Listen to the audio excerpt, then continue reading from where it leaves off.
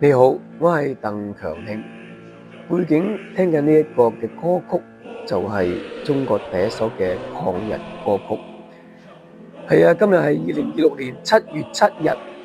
我每年7.7咧都會提起盧溝橋事變。呢個唔係要煽動對日本嘅仇恨，而係要令新一代知道歷史嘅真相。日本侵華係鐵一般嘅事實，無數嘅同胞犧牲。但係直到而家，日本政府仍然未就呢一段嘅歷史作出真誠嘅道歉同埋深刻嘅反省。我哋銘記唔係為咗延續怨憤，而係要為咗對得住先烈，亦為咗珍惜得嚟不易嘅和平。忘記歷史就等於背叛，我哋有責任將真相一代代傳落去。